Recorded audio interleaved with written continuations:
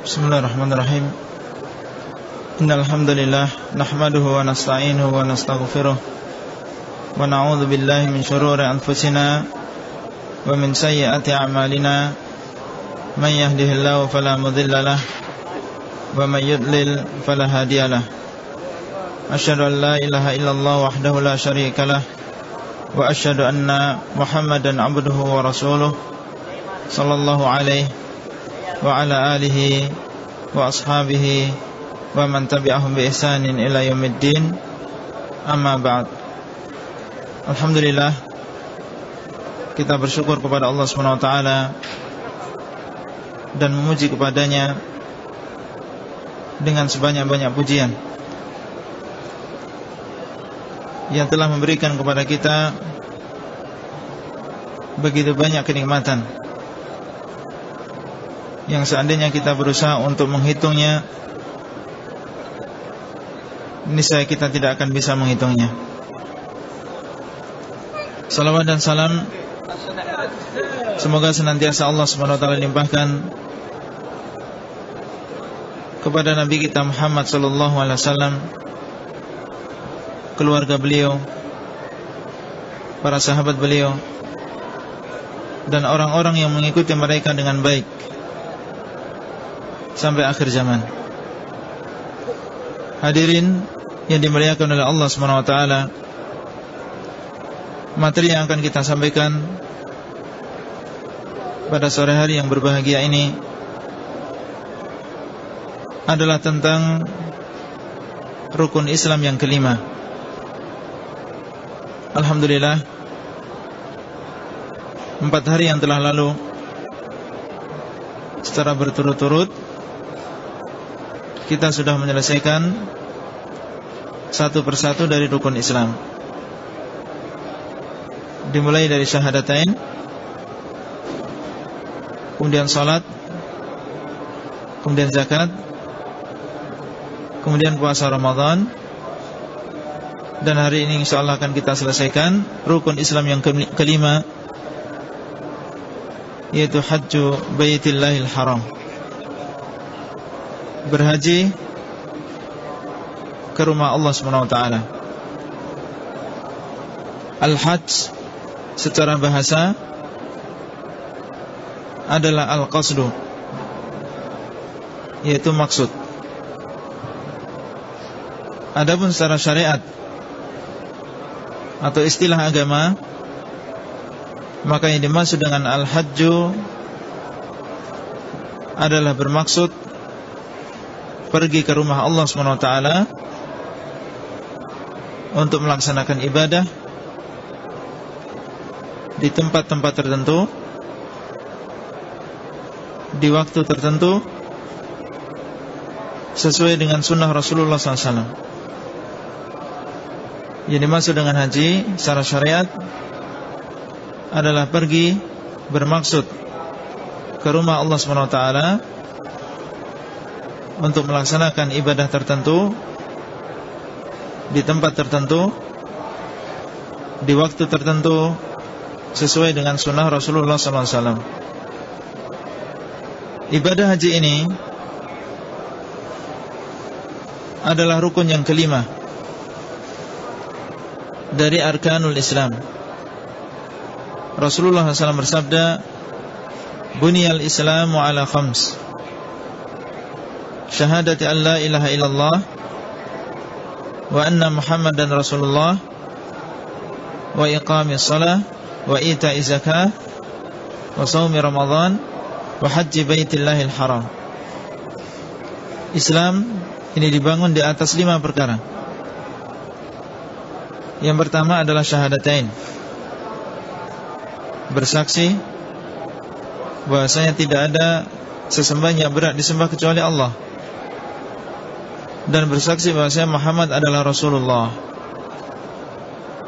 Kemudian wa iqamis salah, mendirikan salat, wa ita'iz zakah, dan membayar zakat, wa shaumi Ramadan, dan berpuasa di bulan Ramadan, wa hajji baitillahil haram, dan juga yang kelima adalah menunaikan ibadah haji ke rumah Allah SWT.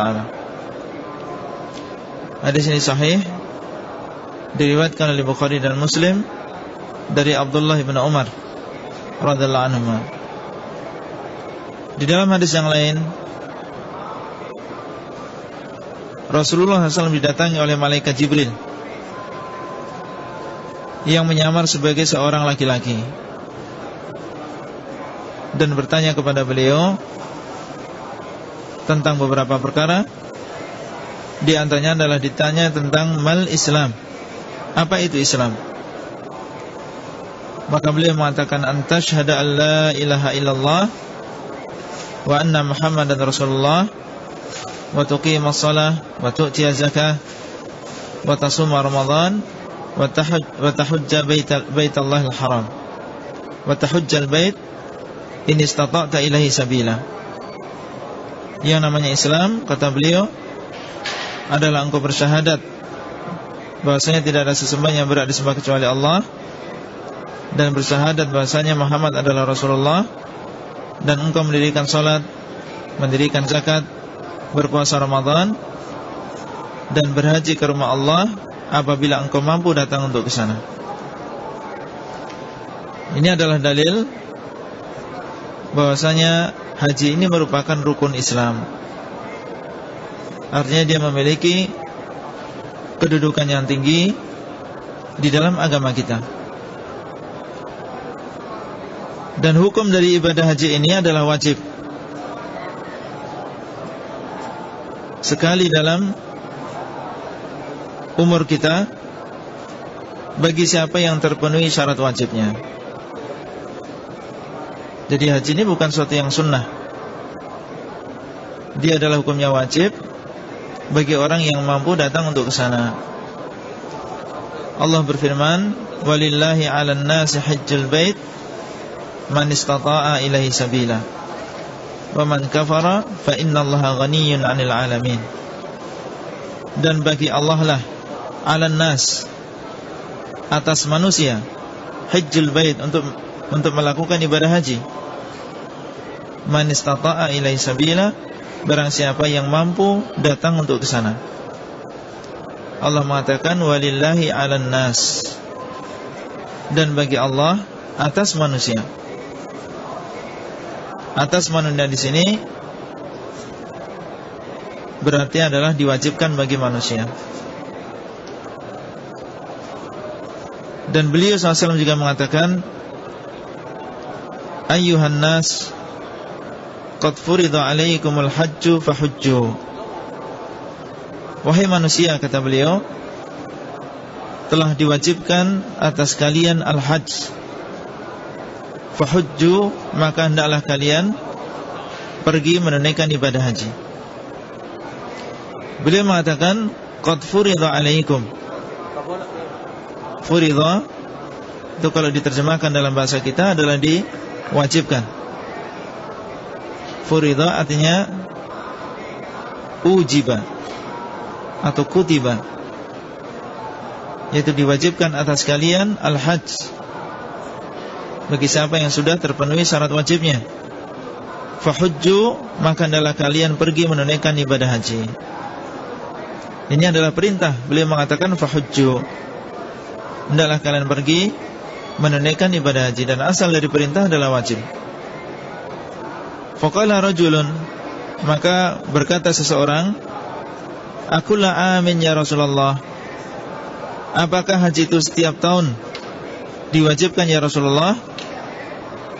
Maka beliau mengatakan, lau qultu na'am la wajabat wala mastata'tum. Ketika beliau ditanya, ya Rasulullah, apakah haji itu setiap tahun diwajibkan? Beliau mengatakan, seandainya saya bilang na'am, iya, niscaya haji ini menjadi wajib setiap tahun dilakukan oleh setiap muslim. Ini menunjukkan tentang kasih sayang beliau kepada umatnya. Seandainya beliau bilang na'am, iya diwajibkan, niscaya kita semua umat Islam diwajibkan untuk menunaikan ibadah haji setiap tahunnya. Wala mastata'tum, dan seandainya wajib, maka kalian tidak akan mampu. Menunjukkan bahwasanya ibadah haji ini bukan diwajibkan setiap tahun, tetapi diwajibkan sekali dalam seumur hidup. Makanya beliau SAW dalam hadis yang lain mengatakan, al-hajju marratan wahidah, faman zada fahuwa tatawwu'. Haji itu adalah sekali saja, maka barang siapa yang menambahnya, itu adalah tatawwu', itu adalah sesuatu yang sunnah, itu adalah sesuatu yang dianjurkan. Dan apabila sudah wajib bagi seorang hamba, maka dia harus bersegera untuk melakukan ibadah ini. Kalau sudah melihat di dalam dirinya bahwa dia adalah termasuk orang yang wajib untuk melakukan ibadah haji ini, maka harus segera dilakukan. Karena beliau mengatakan, karena Allah SWT mengatakan, fastabiqul khairat, hendaklah kalian bersegera untuk melakukan kebaikan. Dan Rasulullah SAW bersabda, ta'ajjalu ilal hajj, fa inna ahadakum la yadri madza yu'radu lah, ma yu'radu lahu. Kata Rasulullah SAW, hendaklah kalian bersegera untuk melakukan ibadah haji. Artinya jangan ditunda-tunda. Kalau sudah memiliki syarat-syarat wajibnya, ta'ajjalu, bersegeralah. Karena sesungguhnya salah seorang di antara kalian tidak tahu apa yang akan terjadi di kemudian hari. Kita tidak tahu apakah kita akan sakit, atau mungkin ada kesibukan, atau mungkin ada perkara yang lain yang menghalangi kita untuk menunaikan ibadah haji. Oleh karena itu seorang muslim dan juga muslimah, apabila sudah terpenuhi syarat wajibnya, maka hendaklah segera mendaftar supaya bisa segera melaksanakan ibadah yang mulia ini. Dan tidak boleh diakhirkan dan ditunda-tunda. Orang yang menunda-nunda ibadah haji padahal dia mampu dan juga wajib, maka dia berdosa, kecuali karena udzur. Misalnya karena menunggu giliran, menunggu urutan nomor, maka orang yang seperti ini mendapatkan udzur. Adapun orang yang dimudahkan segalanya, baik kesempatan, kemampuan, dan bisa melakukan ibadah haji sesegera mungkin, maka tidak boleh dia menunda-nundanya. Kalau ditunda, maka dia dosa, karena dia telah mengakhirkan sesuatu yang wajib, yang harus segera dilaksanakan. Apa syarat-syarat wajib haji? Kapan seseorang diwajibkan untuk melakukan ibadah haji? Syarat yang pertama adalah beragama Islam. Orang yang kafir, maka dia tidak diwajibkan untuk melakukan ibadah haji. Dan seandainya dia melakukan ibadah haji ini, maka ibadahnya tidak diterima oleh Allah SWT. Wa qadimna ila ma amilu min amal faja'alnahu haba'an manthura. Maka kami akan datangkan amalan mereka, yaitu orang-orang kafir, dan kami akan jadikan amalan mereka tersebut seperti debu yang berterbangan. Dan Allah mengatakan, wa ma mana'ahum an tuqbala minhum nafaqatuhum illa anhum kafaru billahi wa birasulih. Dan tidak menghalangi Allah untuk menerima sedekah-sedekah mereka, yaitu orang-orang kafir dan munafik, kecuali karena mereka kafaru billahi wa birasulih, kafir kepada Allah dan juga kepada Rasulnya. Orang yang kafir, bagaimanapun amalan dia yang baik, tidak akan diterima oleh Allah SWT sampai dia bersyahadat. Syarat yang kedua adalah berakal. Orang yang tidak memiliki akal, meskipun dia adalah orang Islam, maka dia tidak diwajibkan untuk melakukan ibadah haji ini. Rasulullah SAW bersabda, rufi'al qalamu an thalathah. Pena ini diangkat dari 3 orang, di antaranya adalah anil majnun hatta ya'qil. Diangkat pena tersebut dari orang yang gila sampai dia berakal kembali. Diangkat pena tersebut dari orang yang gila sampai dia berakal kembali. Oleh karena itu orang yang tidak berakal, maka dia tidak diwajibkan untuk melakukan ibadah haji, karena termasuk rukun haji adalah niat. Sedangkan orang yang gila, maka dia tidak bisa berniat, tidak memiliki akal. Kemudian syarat yang ketiga, di antara syarat-syarat wajib haji adalah dewasa, al-bulugh. Seorang yang masih kecil atau belum dewasa, meskipun dia adalah orang Islam, meskipun dia berakal, tapi kalau dia masih kecil dan belum dewasa, maka dia tidak diwajibkan untuk melakukan ibadah haji ini. Dan apabila dia melakukan ibadah haji ketika belum dewasa, maka hajinya sah. Akan tapi dia masih berkewajiban untuk melakukan haji kembali ketika dia sudah dewasa dan terpenuhi syarat wajibnya. Karena haji yang dia lakukan ketika dia belum dewasa adalah haji yang tidak menggugurkan kewajiban. Haji yang bisa menggugurkan kewajiban apabila dilakukan ketika seseorang sudah dewasa. Jadi seorang anak kecil, apabila dia berhaji sebelum dia dewasa, dihajikan oleh orang tua atau yang lain, maka hajinya sah, akan tetapi tidak menggugurkan kewajiban dia. Artinya kalau dia sudah dewasa dan terpenuhi syarat wajibnya, dia masih berkewajiban untuk melakukan ibadah haji ini. Dalilnya adalah sabda Nabi SAW, ayyuma sabiyyin hajja bi ahluhu thumma adraka fa'alaihi hajjatur rajul. Siapa saja anak kecil yang dihajikan oleh keluarganya, kemudian dia dewasa, maka dia berkewajiban untuk melakukan haji seorang laki-laki. Ini menunjukkan bahwasanya seorang anak kecil, apabila dia melakukan ibadah haji dan dia masih kecil, maka hajinya sah.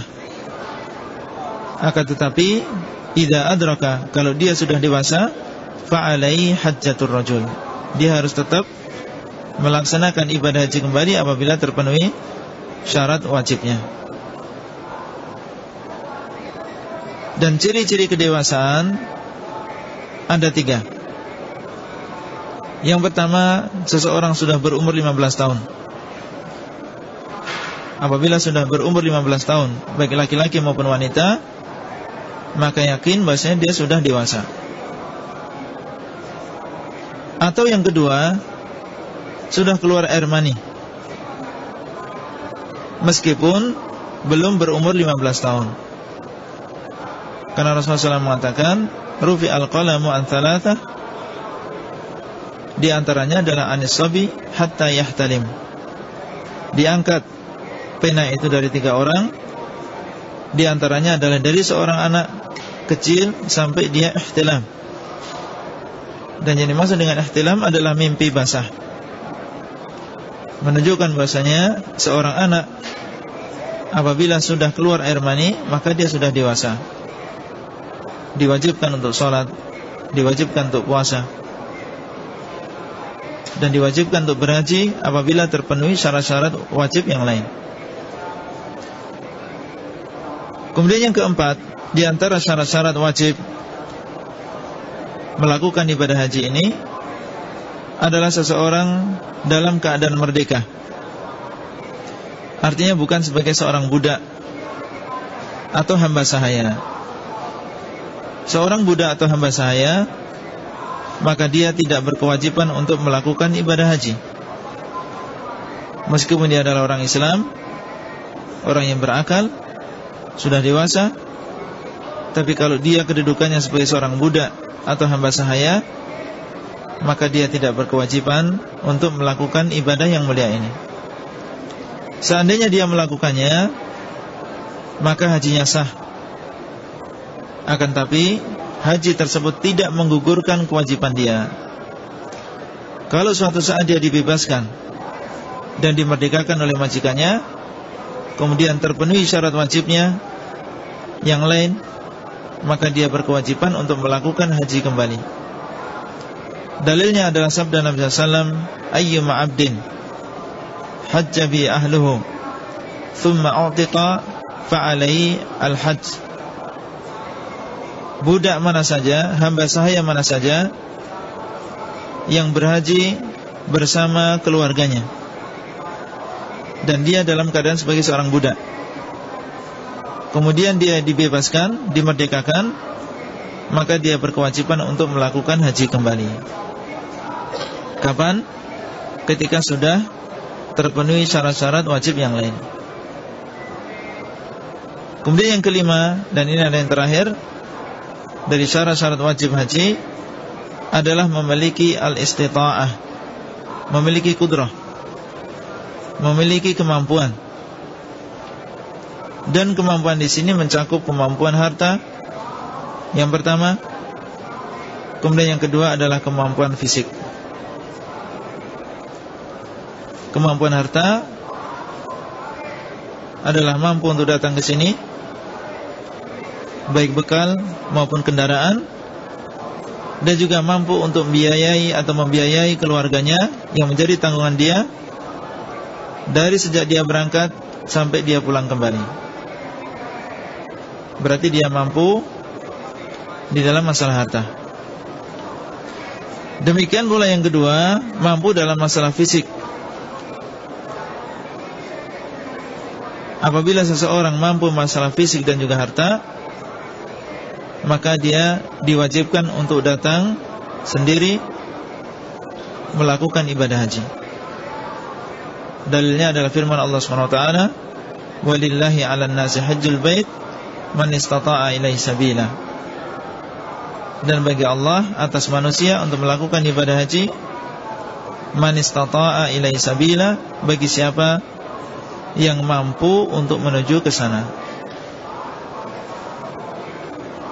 Apabila seseorang memiliki fisik yang kuat tetapi tidak memiliki harta yang cukup, maka dalam keadaan seperti ini dia tidak diwajibkan untuk melakukan ibadah haji, meskipun fisiknya kuat. Orang yang memiliki harta yang cukup akan tapi dia tidak memiliki fisik, seperti orang yang sudah tua renta sehingga dia tidak mampu untuk bepergian yang jauh, atau orang yang sakit dan sakit parah dan tidak diharapkan kesembuhannya, sementara mereka memiliki harta yang cukup, tapi karena sudah tua renta atau karena sakit parah yang tidak diharapkan kesembuhannya sehingga tidak bisa ke sini, maka dalam keadaan demikian dia mewakilkan orang lain, meminta orang lain untuk menghajikan, entah itu keluarganya atau orang lain, sesuai dengan syarat-syarat yang disebutkan oleh para ulama. Di antaranya orang yang menghajikan tersebut sudah melakukan haji sebelumnya.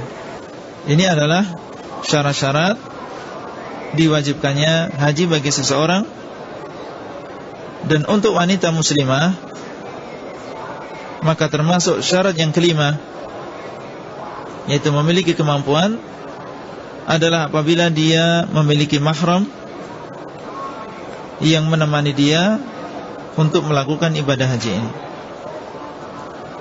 Apabila seorang wanita muslimah sudah terpenuhi syarat-syarat wajibnya, akan tetapi dia tidak memiliki mahram yang bisa menemani dia maka dia tidak wajib untuk melakukan ibadah haji ini. Karena Rasulullah SAW bersabda, la tusafirul mar'atu illa ma'adhi mahram. Tidak boleh seorang wanita melakukan safar, bepergian yang jauh, kecuali dengan mahramnya. Seorang sahabat bertanya kepada Rasulullah SAW ketika mendengar hadis ini, ya Rasulullah, inni uridu an akhruja fi jaishi kada wa kada, wa imra'ati turidul hajj. Ya Rasulullah, aku ingin pergi berjihad bersama pasukan ini dan pasukan itu. Akan tetapi istriku ingin menunaikan ibadah haji. Artinya sahabat ini meminta pilihan kepada Rasul SAW. Apakah pergi bersama orang-orang yang berjihad, berperang di jalan Allah, atau menemani istrinya? Apa kata beliau SAW? Ukhruj ma'aha. Hendaklah engkau wahai laki-laki keluar bersamanya. Itu temani istrimu untuk menunaikan ibadah haji. Ini menunjukkan bahwasanya mahram yang disebutkan oleh Rasulullah SAW, yang diharuskan ketika seorang wanita bepergian, ini mencakup bepergian dalam urusan dunia maupun bepergian dalam urusan ibadah, seperti umrah, haji, ataupun ibadah-ibadah yang lain. Maka ini disyaratkan seorang wanita memiliki mahram. Kalau tidak, maka tidak wajib baginya untuk melakukan ibadah haji maupun umrah. Dan seandainya seorang wanita memberanikan dirinya atau memaksakan dirinya untuk melakukan ibadah haji tanpa mahram, maka dia telah menyelisih sunnah Rasulullah SAW. Karena beliau SAW melarang seorang wanita muslimah untuk bepergian, baik itu urusan dunia maupun urusan ibadah, tanpa mahram.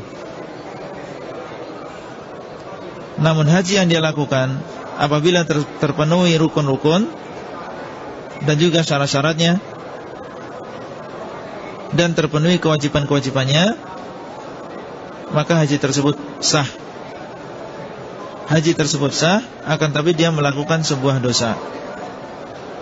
Oleh karena itu bagi yang terlanjur karena ketidaktahuan atau karena mentakwil, maka hendaklah beristighfar kepada Allah SWT dan bertobat kepada Allah, dan berjanji untuk tidak melakukan hal tersebut di kemudian hari. Ini adalah syarat-syarat wajib haji, yaitu Islam, berakal, balik, sudah dewasa, dalam keadaan merdeka. Kemudian yang kelima, dia memiliki kemampuan yang mencakup kemampuan fisik maupun kemampuan harta. Kalau sudah terpenuhi 5 syarat ini, maka wajib bagi seorang muslim maupun muslimah untuk melakukan ibadah haji ini dan tidak menunda-nundanya. Dan ibadah haji ini adalah amalan yang agung dan memiliki pahala yang besar bagi yang diterima hajinya. Rasulullah SAW bersabda, al-hajjul mabrur laisa lahu thawabun illa al-jannah. Haji yang mabrur itu tidak memiliki balasan, tidak memiliki ganjaran kecuali surga. Enggak ada ganjaran yang lain bagi siapa yang bisa melaksanakan ibadah haji ini dengan mabrur, kecuali surganya Allah SWT. Dalam hadis yang lain, beliau SAW mengatakan, man hajja falam yarfuth walam yafsuq raja'a ka yaumin waladathu ummuh. Barang siapa yang menunaikan ibadah haji, kemudian dia tidak rafath, tidak mendatangi istrinya ketika dalam keadaan ihram, walam yafsuq, dan juga tidak berbuat maksiat, bersih hajinya dari perbuatan maksiat, raja'a ka yaumin waladathu ummuh, maka dia akan pulang kembali seperti ketika dia dilahirkan oleh ibunya. yaitu dalam keadaan bersih, tidak memiliki dosa, seperti ketika dia dilahirkan oleh ibunya. Ini menunjukkan tentang keutamaan besar bagi orang yang menunaikan ibadah haji dan hajinya diterima oleh Allah SWT. Apa yang dimaksud dengan haji yang mabrur dan diterima oleh Allah SWT? Apabila terpenuhi dua syarat. Orang bisa mendapatkan haji yang mabrur, yang makbul, yang diterima dan mendapatkan ganjaran yang besar apabila terpenuhi dua syarat. Yang pertama adalah ikhlas karena Allah SWT. Ikhlas karena Allah, tidak mengharap pahala dan pujian dari manusia. Oleh karena itu Rasulullah SAW mengatakan, man hajja lillah falam yarfuth. Barang siapa yang menunaikan ibadah haji lillah, karena Allah SWT, artinya bukan mengharap pahala, sanjungan, pujian dari manusia. Dia melakukan ibadah haji adalah hanya karena Allah SWT semata. Kalau seseorang melakukan ibadah haji dan dia menginginkan pahala dari manusia, maka Allah tidak menerima haji tersebut. Allah berfirman dalam sebuah hadis qudsi, ana aghna syuraka'i 'ani syirk man amila amalan asyraka fihi ma'i ghairi taraktuhu wa syirkah. Aku adalah zat yang paling tidak butuh dengan sekutu, tidak butuh dengan tandingan-tandingan, pembantu-pembantu. Maka barang siapa yang mengamalkan sebuah amalan dan dia menyekutukan aku di dalam amalan tersebut, artinya menginginkan pahala Allah dan juga menginginkan pahala selain Allah, maka kata Allah SWT, taraktuhu wa syirkah, aku akan meninggalkan dia dan juga kesyirikannya. Orang yang tidak ikhlas melakukan ibadah haji ini, maka tidak diterima ibadahnya. Yang kedua, syarat untuk mendapatkan haji yang mabrur adalah kesesuaian manasik ibadah yang dia lakukan sesuai dengan contoh Rasulullah SAW. Apabila sesuai dengan contoh Rasulullah SAW, maka ibadahnya diterima. Rasulullah SAW mengatakan, khudhu anni manasikakum, atau litakhudhu manasikakum, hendaklah kalian mengambil manasik kalian, yaitu dari beliau. Perintah dari Rasulullah SAW kepada kita semua untuk mengambil cara ibadah haji ini dari Rasulullah SAW, baik perbuatan maupun ucapan beliau. Dan ciri orang yang mendapatkan haji yang mabrur dan diterima oleh Allah SWT adalah apabila keadaan dia setelah menunaikan ibadah haji ini lebih baik daripada keadaan dia sebelum melakukan ibadah haji ini. Dari tidak baik menjadi baik, atau dari baik menjadi lebih baik. Ini adalah ciri seseorang mendapatkan haji yang mabrur, haji yang makbul, yang diterima oleh Allah SWT. Kemudian perlu kita ketahui bahasanya haji ini lain dengan umrah. Umrah itu bisa dilakukan sepanjang tahun. Ramadan di luar Ramadan, Dzulhijjah di luar Dzulhijjah. Seseorang bisa melakukan umrah kapan saja, sepanjang tahun. Adapun haji, maka waktunya terbatas. Allah SWT mengatakan, al-hajju ashhurun ma'lumat.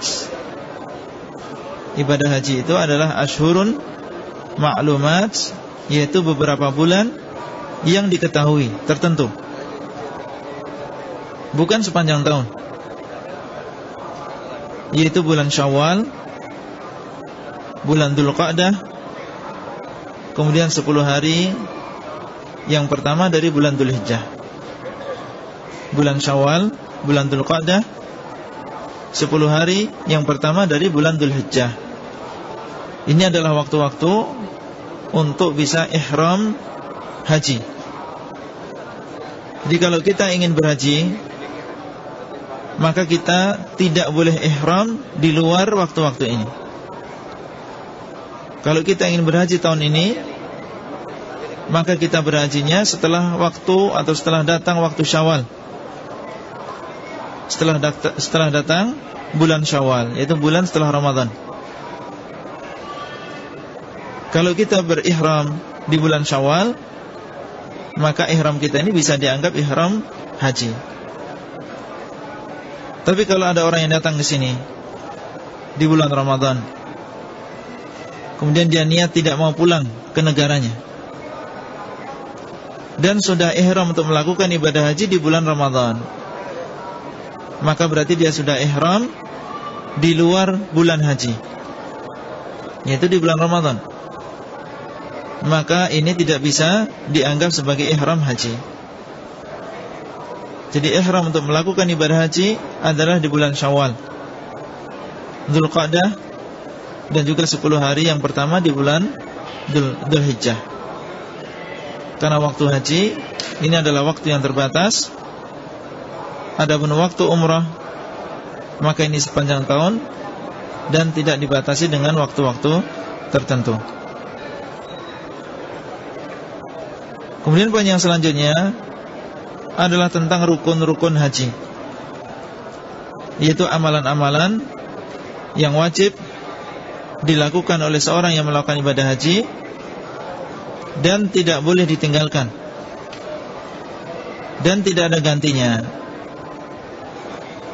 Artinya meskipun kita ganti dengan menyembelih ribuan kambing atau ribuan onta, maka itu tidak bisa mengganti amalan ini. Inilah yang dinamakan dengan rukun haji. Itu perkara-perkara yang wajib yang harus dilakukan oleh seorang jamaah haji dan tidak ada gantinya. Yang pertama adalah niat. Niat di dalam hati untuk melakukan ibadah haji. Rasulullah SAW bersabda, innamal a'malu binniyat. Sungguhnya amalan itu adalah dengan niat. Artinya amalan yang tanpa niat maka tidak diterima oleh Allah SWT. Kemudian yang kedua adalah wukuf di Arafah. Wukuf di Arafah ini adalah termasuk rukun haji. Orang yang 40 hari berada di kota Mekah dan juga Madinah dan melakukan semua amalan tawaf, sa'i, tahallul, tapi kalau wukuf tidak dia lakukan, maka berarti dia pulang tanpa melakukan haji, karena dia meninggalkan salah satu dari rukun haji. Rasulullah SAW bersabda, al-hajju Arafah. Haji itu adalah Arafah. Artinya wukuf di Arafah ini adalah termasuk rukun di antara rukun-rukun haji, yang kalau ditinggalkan berarti seseorang tidak berhaji.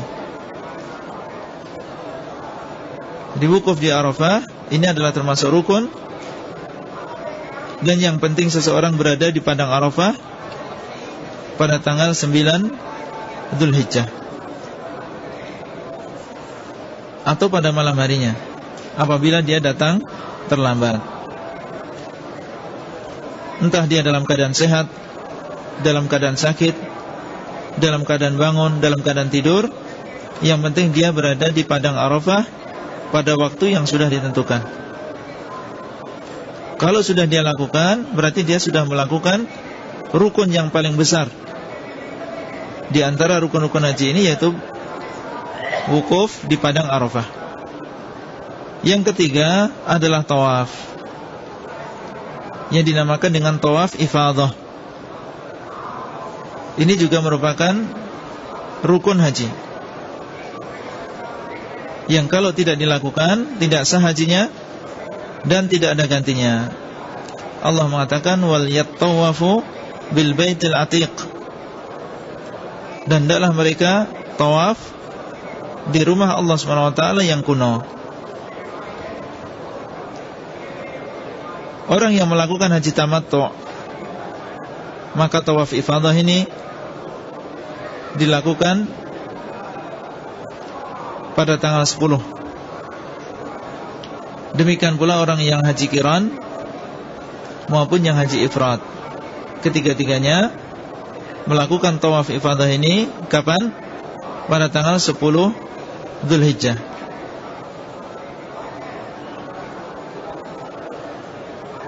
Kemudian yang keempat adalah sa'i. Sa'i ini adalah juga termasuk rukun di antara rukun-rukun haji, yang kalau ditinggalkan tidak sah hajinya dan tidak ada gantinya. Rasulullah SAW mengatakan, ayyuhan nas is'au fa inna sa'ya qad kutiba alaikum. Wahai manusia, hendaklah kalian sa'i, karena sesungguhnya sa'i telah diwajibkan atas kalian. Sa'i telah diwajibkan atas kalian. Untuk haji tamattu, maka sa'i ini dikerjakan setelah tawaf ifadah atau sebelumnya, pada tanggal 10 Dzulhijjah. Adapun orang yang haji qiran dan juga ifrad, maka bisa melaksanakan sa'i ini setelah tawaf qudum atau pada tanggal 10 Dzulhijjah, baik sebelum tawaf ifadah maupun setelah tawaf ifadah. Dua-duanya boleh dilakukan.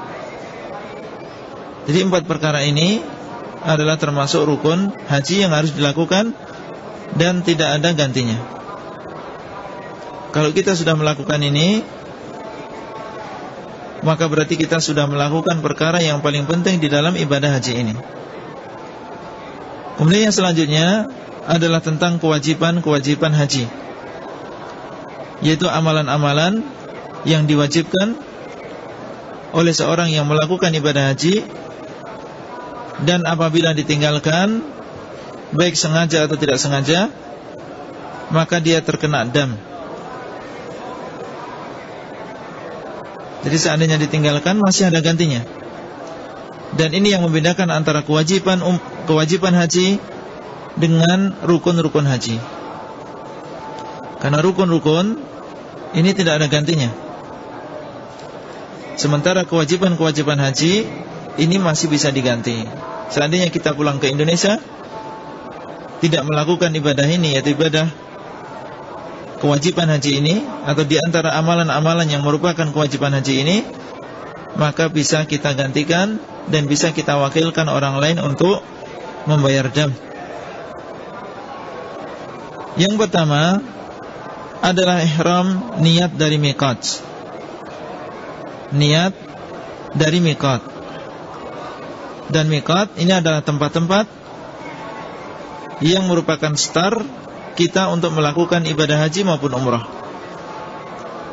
Untuk orang yang datang dari Madinah atau orang-orang yang melewati kota Madinah, maka miqatnya adalah Dzul Hulaifah atau Bir Ali, yang jaraknya dari kota Mekah 450 km. Tidak boleh kita melewati miqat ini kecuali kita dalam keadaan sudah niat.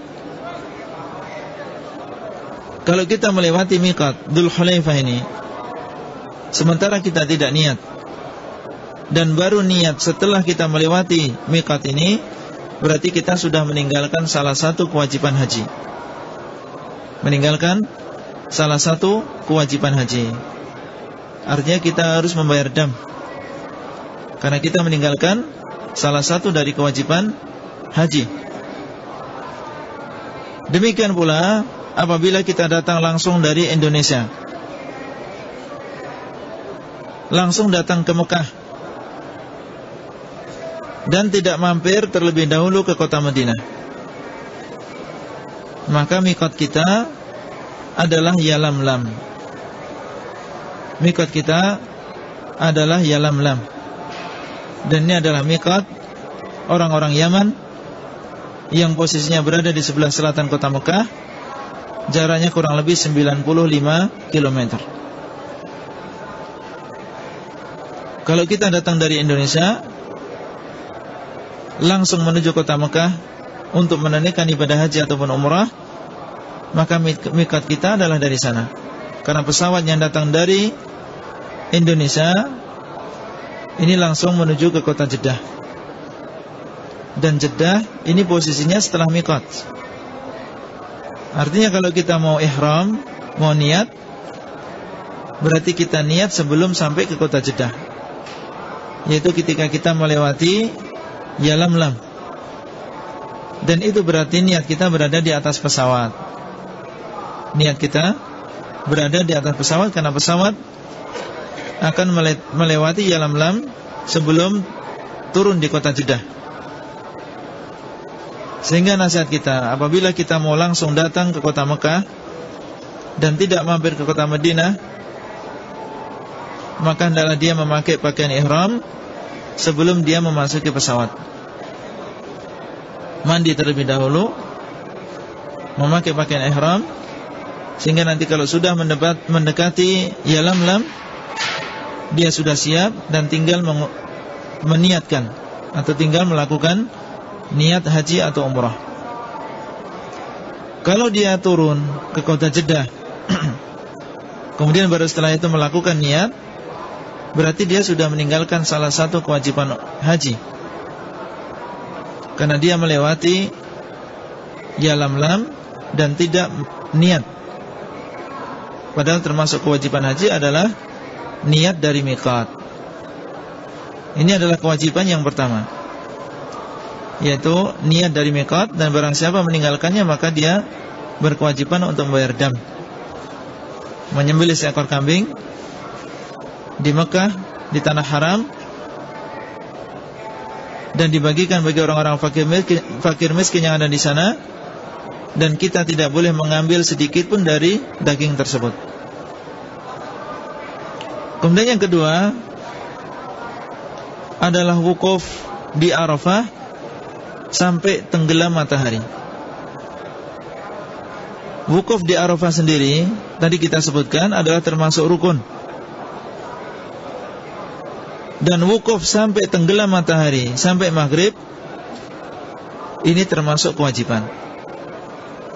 Artinya apa? Seandainya ada orang yang wukuf di Arafah dari zuhur sampai asar, kemudian dia meninggalkan Arafah, tidak sampai maghrib, berarti dia melakukan rukun haji, yaitu wukuf di Arafah, akan tapi dia meninggalkan salah satu kewajiban haji.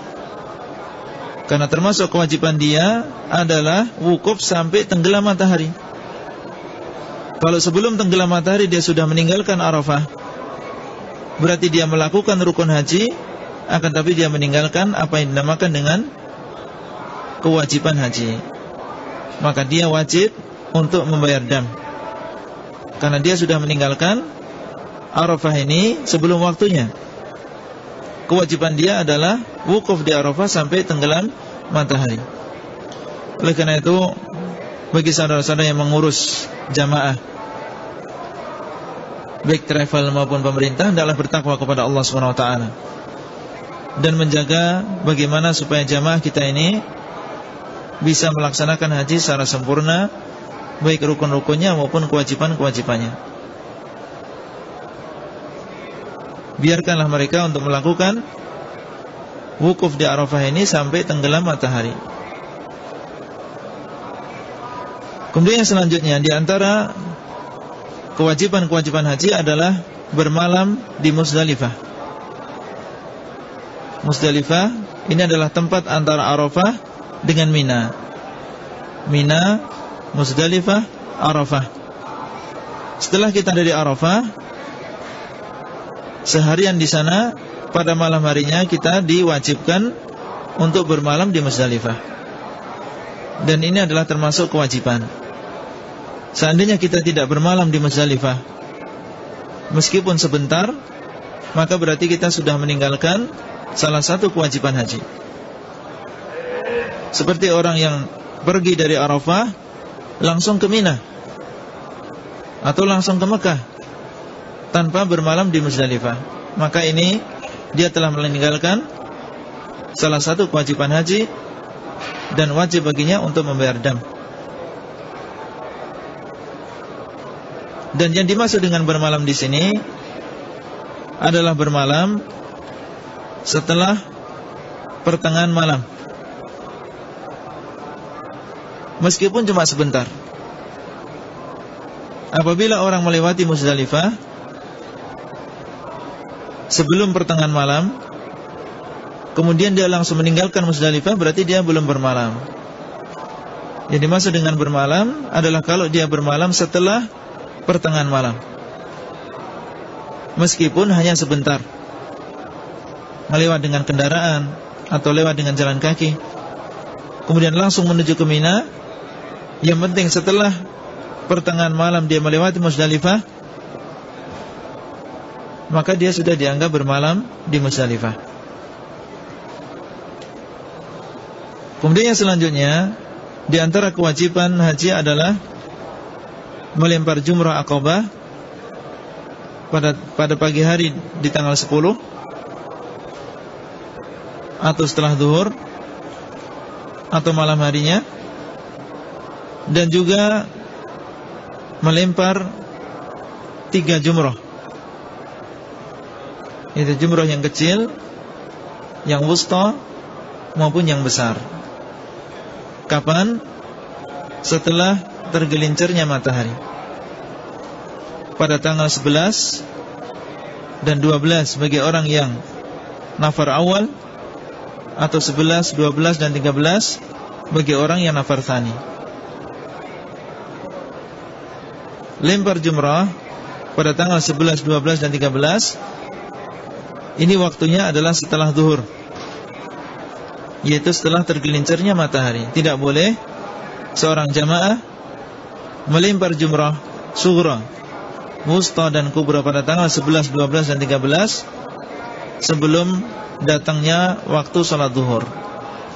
Kalau kita melempar sebelum salat zuhur, maka seakan-akan kita seperti orang yang salat zuhur jam 10 pagi. Artinya sholat sebelum waktunya, tidak diterima ibadahnya, dan diharuskan dia untuk melakukan sholat zuhur ketika sudah datang waktunya. Demikian pula orang yang melempar jumrah sughra, wusta dan kubra pada tanggal 11, 12, 13, kalau melemparnya sebelum zuhur, maka ini tidak sah. Karena dahulu Rasulullah SAW dan juga para sahabat,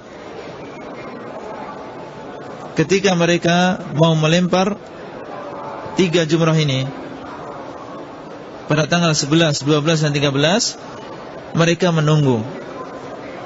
Abdullah bin Umar mengatakan, kunna natahayyan fa idza zalatis syams ramaina. Kami dulu sebelum zuhur kami menunggu-nunggu kapan tergelincirnya matahari.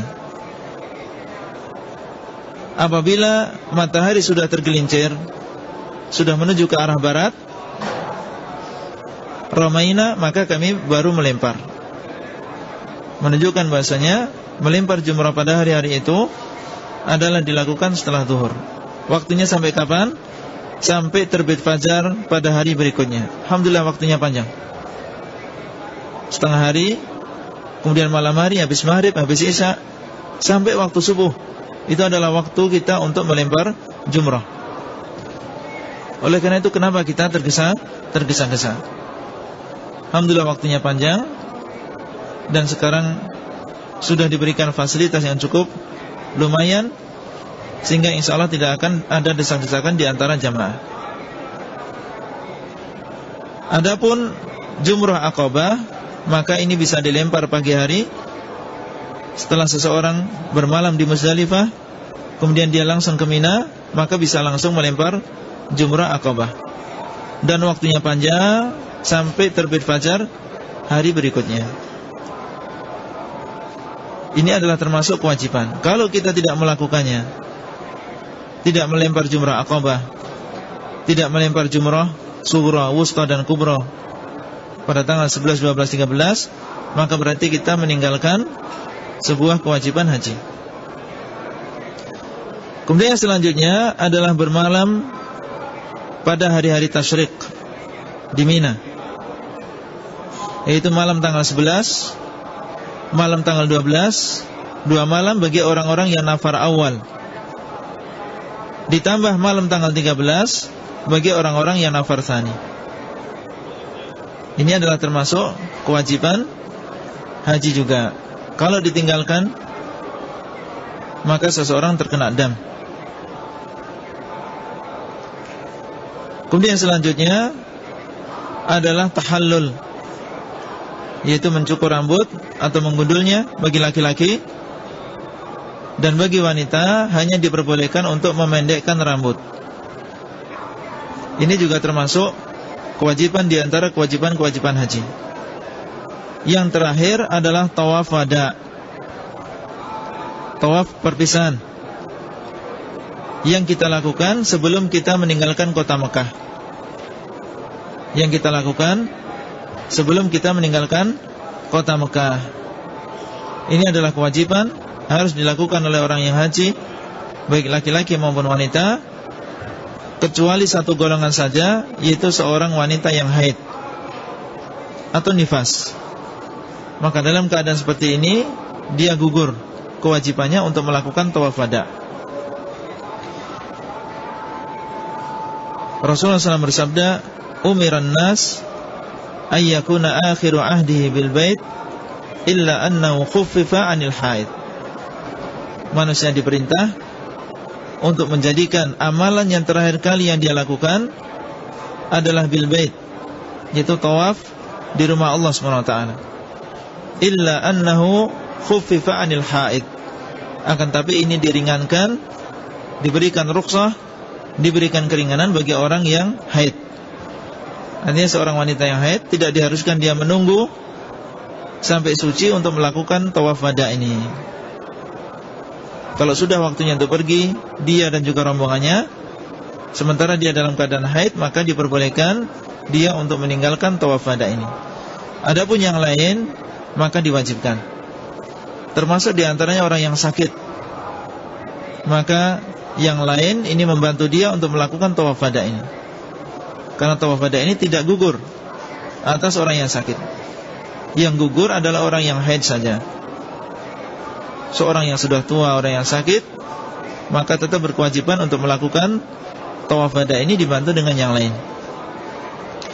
Kemudian ketika ihram, maka kita juga dilarang, sebagaimana kalau kita ihram untuk umrah, dilarang untuk mencukur rambut, memotong kuku, dilarang untuk memakai minyak wangi, dilarang untuk memakai pakaian yang membentuk badan, dilarang untuk menutup kepala dan juga wajah, dilarang untuk berburu hewan darat, dilarang untuk menikahkan, meminang, dilarang untuk berjumbu, dan dilarang untuk mendatangi istrinya.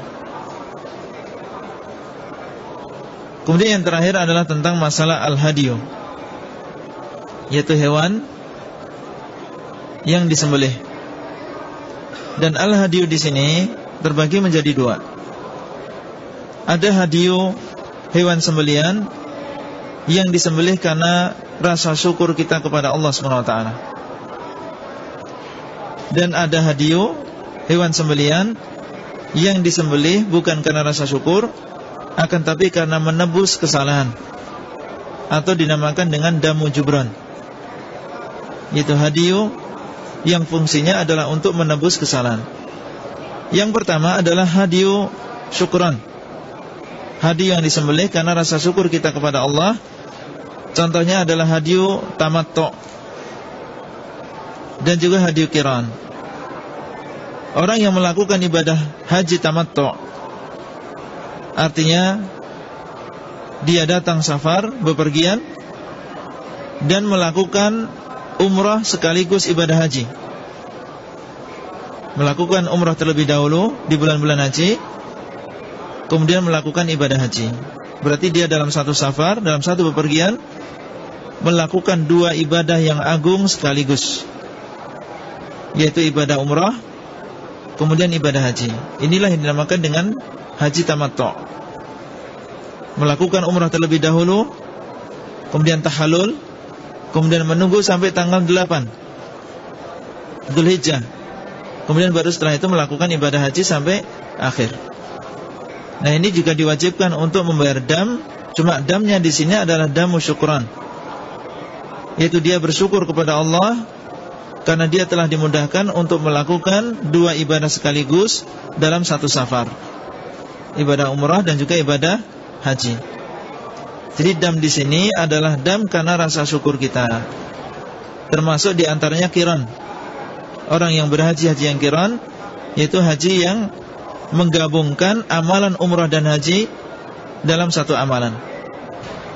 Artinya dalam satu niat dia melakukan umrah dan haji. Dan ini yang dilakukan oleh Rasulullah SAW. Karena mengumpulkan antara umrah dan haji sekaligus, maka qiran juga diwajibkan untuk membayar dam. Dan dam di sini adalah damu syukran, yaitu menyembelih karena bersyukur kepada Allah SWT. Adapun damu jubran, yaitu dam yang disembelih karena menebus kesalahan, seperti yang tadi kita sebutkan, yaitu seseorang meninggalkan salah satu kewajiban haji, maka ini juga dinamakan dam. Cuma dam di sini adalah dam jubran, yaitu menyembelih karena menebus kesalahan. Seperti orang yang niat setelah miqat, atau orang yang wukuf tapi tidak sampai tenggelam matahari, atau orang yang tidak bermalam di Muzdalifah, atau orang yang tidak bermalam di Mina. Maka ini berarti meninggalkan kewajiban. Dia harus membayar dam. Dan damnya di sini adalah dam jubran, disembelih di kota Mekah, di tanah haram, dibagikan bagi orang-orang fakir miskin di sana, dan tidak boleh sedikit pun dia mengambil dari daging tersebut. Adapun damu syukran yang tadi kita sebutkan, yaitu haji tamattu dan juga qiran, maka dam ini sunnahnya dibagi menjadi 3. Dagingnya dibagi menjadi 3. Sepertiga diberikan kepada fakir miskin, sepertiga diberikan hadiah, dan sepertiga kita makan. Sepertiga kita makan. Karena ini adalah damu syukran, sembelihan yang disembelih karena rasa syukur kita kepada Allah, sehingga diperbolehkan orang yang menyembelihnya untuk makan dari daging tersebut. Dengan demikian kita sudah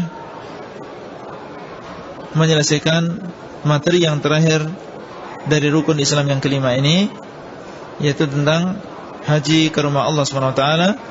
Dan kita berdoa kepada Allah, semoga Allah SWT memudahkan kita bagi orang yang wajib baginya untuk melakukan ibadah ini, untuk dimudahkan dia menuju ke Mekah dan menunaikan ibadah haji yang mulia ini. Itulah yang bisa kita sampaikan. Seandainya ada kebenaran maka datangnya dari Allah SWT semata, dan seandainya ada kesalahan maka datangnya dari saya pribadi dan juga dari setan, dan saya memohon ampun kepada Allah. Dan untuk besok sore insyaallah materi kita adalah tentang adab-adab ziarah di kota Madinah dan juga keutamaan kota Madinah. Dan bagi yang memiliki pertanyaan tentang materi yang kita sampaikan hari ini, insyaallah kita berikan kesempatan setelah kajian ini sekitar 5 menit atau 10 menit di bawah. Wabillahi taufiq wal hidayah. Wassalamualaikum warahmatullahi wabarakatuh.